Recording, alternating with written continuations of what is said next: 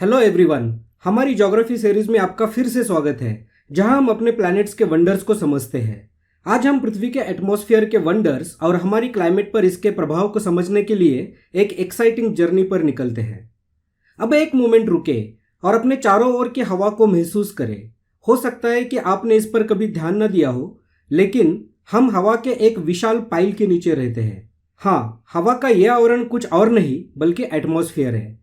कई सारे gases, dust particles और वाटर वेपर का एक क्रूशियल ब्लेंड जो पृथ्वी पर जीवन को सपोर्ट करता है। आपने शायद हवा या विंड शब्द सुना होगा। क्या आपने कभी सोचा है कि इसका वास्तव में क्या मतलब है? यह तो बस एयर इन मोशन है। जब एयर चलती है तो हम विंड के रूप में उसके प्रेजेंस को महसूस करते हैं। लेकिन यह मूवमेंट संभव कैसे होती है? यह सब शुरू होता है हमारे लाइफ गिविंग सोर्स यानी सूर्य से। हमारी पृथ्वी अपनी लगभग सारी एनर्जी सूर्य से प्राप्त करती है और बदले में वो उस एनर्जी का कुछ पार्ट स्पेस में वापस रेडिएट करती है। ये एक्सचेंज ऑफ एनर्जी पृथ्वी के टेम्परेचर को समय के साथ रिलेटिवली स्टेबल रखता है। Over a period of time पृथ्वी ना तो गर्म होती है और ना ही ठंडी होती है। देखो, पृथ्वी सूर्य से एनर्जी रिसीव करती है और उसमें से कुछ एनर्जी वापस रेडिएट करती है। यह एनर्जी कार्बन डाइऑक्साइड जैसी ग्रीन हाउस गैसेस और वाटर वेपर द्वारा ट्रैप हो जाती है, जो टेम्परेचर का बैलेंस बनाए रखती है। यदि एटमॉस्फेयर नहीं होता तो दिन बहुत गर्म होते और रातें बहुत ठंडी होती। लेकिन एटमॉस्फेयर का प्रेजेंस इन एक्सट्रीम कंडीशंस को बैलेंस करता है और टेम्परेचर का बैलेंस बनाए रखता है। ये टेम्परेचर का बैलेंस पृथ्वी को ह्यूमंस और बाकी सजीवों के लिए रहने योग्य बनाता है। हालांकि पृथ्वी के सभी पार्ट्स को सेम अमाउंट में हीट प्राप्त नहीं होती। पृथ्वी के स्फीयर जैसे जियोइड शेप के कारण सनरेज एटमॉस्फेयर के टॉप पर ऑब्लिक यानी तिरछी पड़ती है। इसके कारण एनर्जी के रिसेप्शन में वेरिएशन आ जाता है। सन से आने वाली और पृथ्वी द्वारा रिसीव की जाने वाली इस एनर्जी को इनकमिंग सोलर रेडिएशन यानी शॉर्ट में इंसोलेशन कहते हैं। ऑन एवरेज पृथ्वी अपने एटमॉस्फेयर के टॉप पर 1.94 कैलोरीज पर स्क्वायर सेंटीमीटर पर मिनट इंसोलेशन रिसीव करती है। पृथ्वी के अलग अलग प्लेसेस पर अलग अलग इंसोलेशन के कारण टेम्परेचर और प्रेशर कंडीशंस भी अलग अलग होती है। इससे हीट का एक रीजन से दूसरे रीजन में विंड्स द्वारा ट्रांसफर होता है। पृथ्वी का सूर्य के चारों ओर ऑर्बिट ऑफ रिवोल्यूशन इलिप्टिकल है, जिससे पूरे वर्ष इंसोलेशन में थोड़ा उतार चढ़ाव होता रहता है। 4 जुलाई को पृथ्वी सूर्य से सबसे दूर यानी लगभग 152 मिलियन किलोमीटर्स की दूरी पर होती है। इस पोजीशन को कहते हैं अपहेलियन। जबकि 3 जनवरी को यह सूर्य से सबसे क्लोज यानी लगभग 147 मिलियन किलोमीटर दूरी पर होती है। इस पोजीशन को कहते हैं पेरीहेलियन।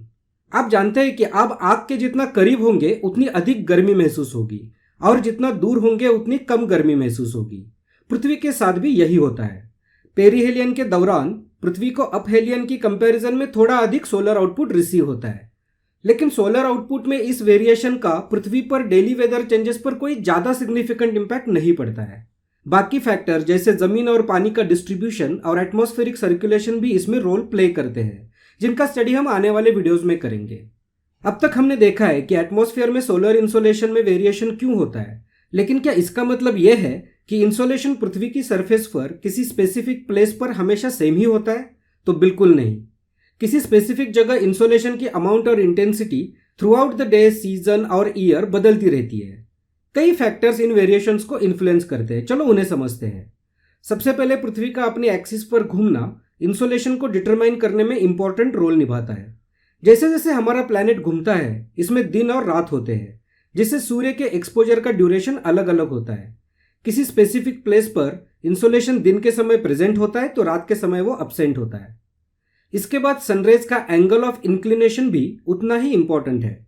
हायर लैटिट्यूड्स पर सूर्य की किरणें ज़्यादा ऑब्लिक यानी तिरछे एंगल पर अर्थ सरफेस से टकराती है, जिसके कारण यूनिट एरिया में कम एनर्जी रिसीव होती है। तीसरा फैक्टर है लेंथ ऑफ द डे। दिन जितना लंबा होगा, पृथ्वी को सोलर एनर्जी प्राप्त करने में उतना ही अधिक समय मिलेगा। इससे वर्ष के अलग अलग पीरियड में इंसोलेशन में वेरिएशन होता है, क्योंकि दिन की लंबाई तो पूरे वर्ष में चेंज होती रहती है। फोर्थ फैक्टर है transparency of the atmosphere. Clouds जैसे वेरियस फैक्टर्स के कारण एटमॉस्फेयर ट्रांसपेरेंट या ओपेक यानी अपारदर्शी होता है। यानी जब किसी स्पेसिफिक प्लेस पर क्लाउड्स होते हैं वहां एटमॉस्फेयर कम ट्रांसपेरेंट होता है और इंसोलेशन कम होता है, जबकि जब आकाश साफ होता है तो इंसोलेशन अधिक होता है।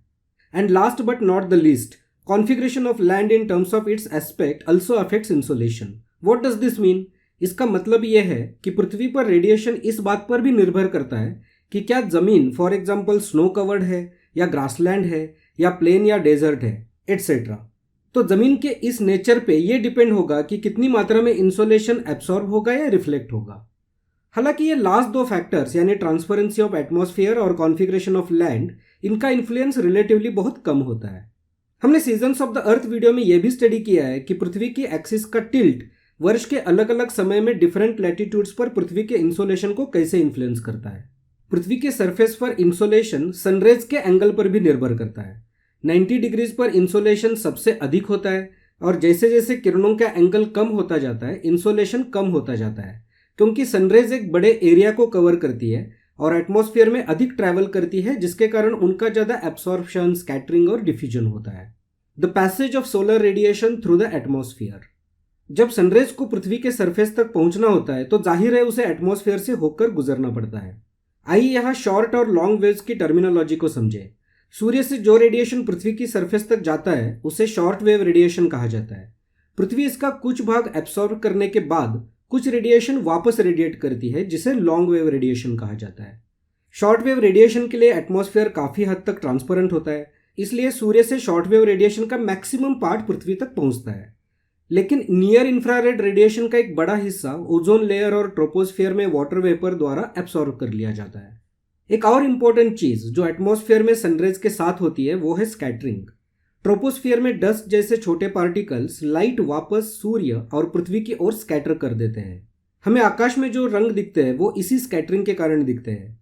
एट द स्पेसिफिक प्लेस पृथ्वी के रोटेशन के कारण मॉर्निंग में सन पृथ्वी से दूर होता है और सनरेज तिरछी होती है।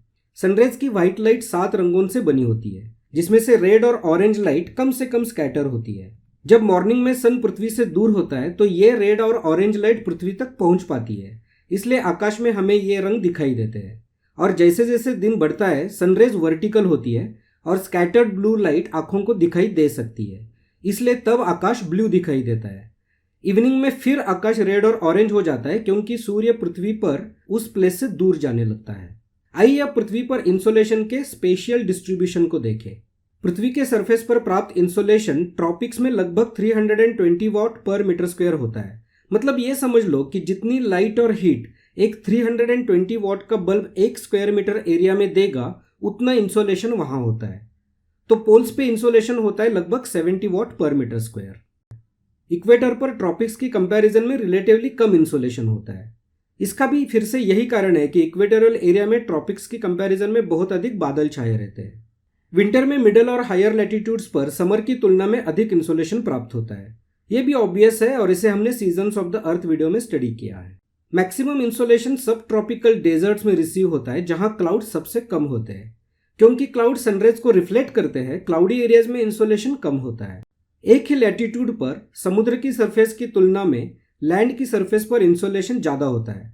ऐसा इसलिए क्योंकि ऑब्वियसली लैंड की तुलना में समुद्र पर वाटर वेपर और क्लाउड्स की मात्रा अधिक होती है और ये इंसोलेशन को ऑब्स्ट्रक्ट करते हैं। इंसोलेशन से रिलेटेड एटमॉस्फेयर के रोल के बारे में ये कुछ फंडामेंटल कंसेप्ट्स थी। We will continue to dive deep into this concepts in upcoming videos. If you liked this video, press the like button and share your feedback in comments. And if you haven't subscribed to our channel yet, please do so that you don't miss out on such well researched and well presented videos. Thanks for watching this. I will see you in the next one.